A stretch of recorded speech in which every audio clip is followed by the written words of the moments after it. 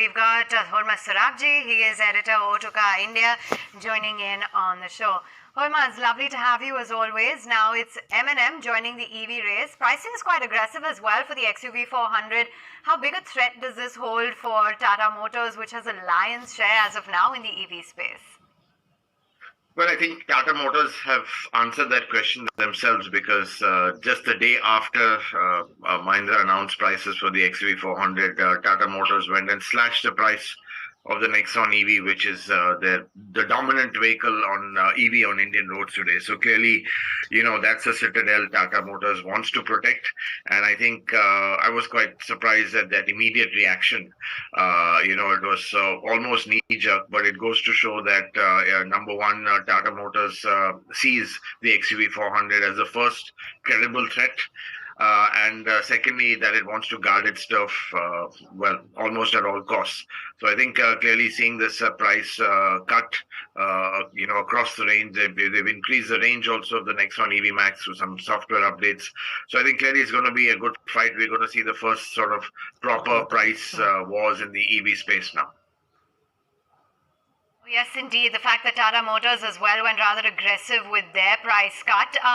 So what's the estimate then, Hormazd, on the market share for Tata Motors and M&M in terms of their revenue share within this space in the EV space, or market share rather, sorry?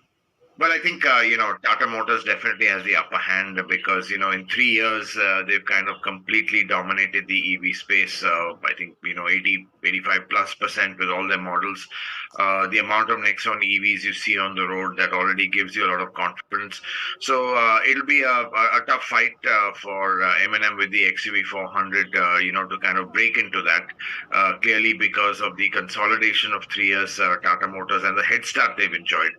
So really aggressive pricing was a key to kind of, break that by Mahindra. But again, Tata Motors have responded to that. I think overall the XUV 400 also has a lot going for it in terms of just the way it drives. It's got more space, so it's got some advantages. But again, as I said, the Nexon EV is really now quite a proven product in that sense, and there are a lot of them on the road. So it's going to be a tough fight. I don't think M&M is just going to be able to walk in and grab market share.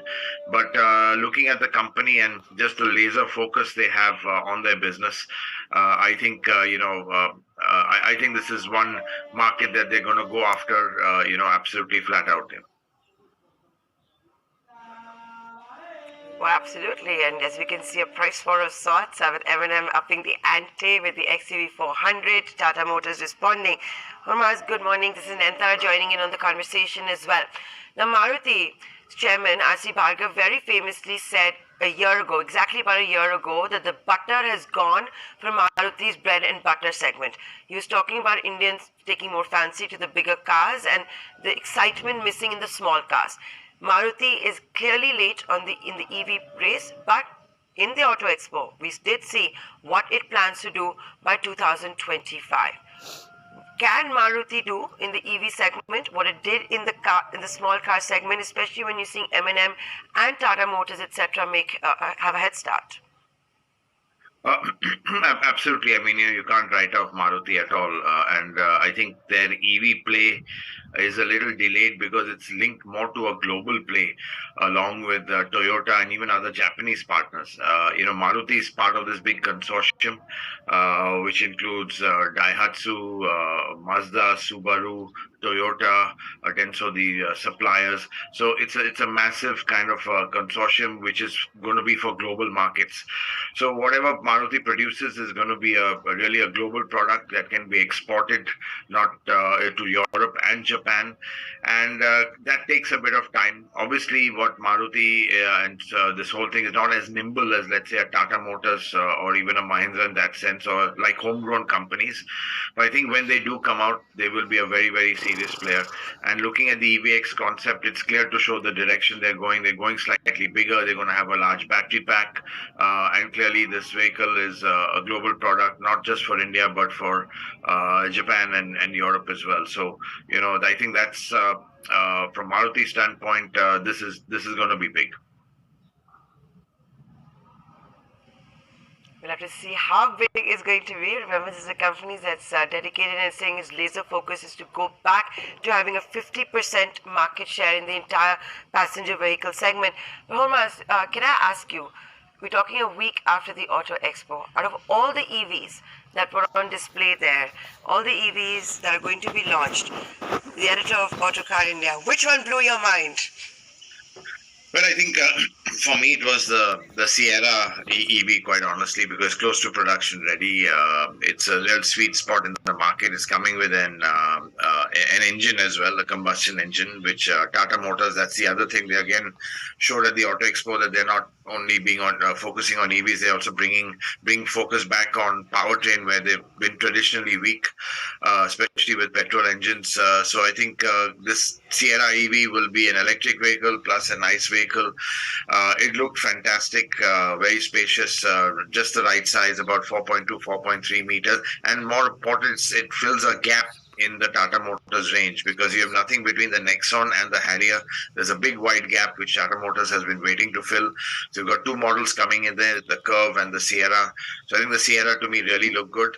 But having said that, I think the one which has the most potential is the EVX concept, because that really is the first indication of Maruti's EV future. They've revealed their first global platform. It's a skateboard which is the dedicated EV platform. So yeah, I think Sierra really emotionally, that really sort of grabs your heart. But if you look at the EVX from Maruti, that's really serious business. And Hormazd, now that there is so much competition, Tata Motors has gotten aggressive, with M&M's foray. Do you think that now there could be a lot more price competition, and can EVs potentially get cheaper than this?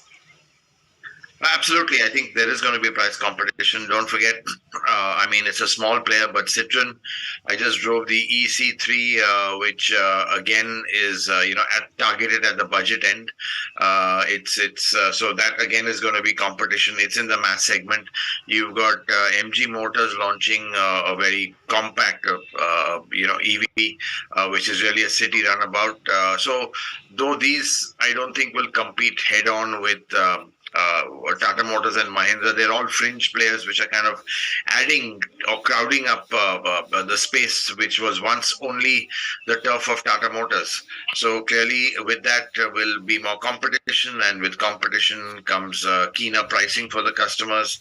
So pricing will be an absolute key factor going forward as there's more competition. All right, thanks very much.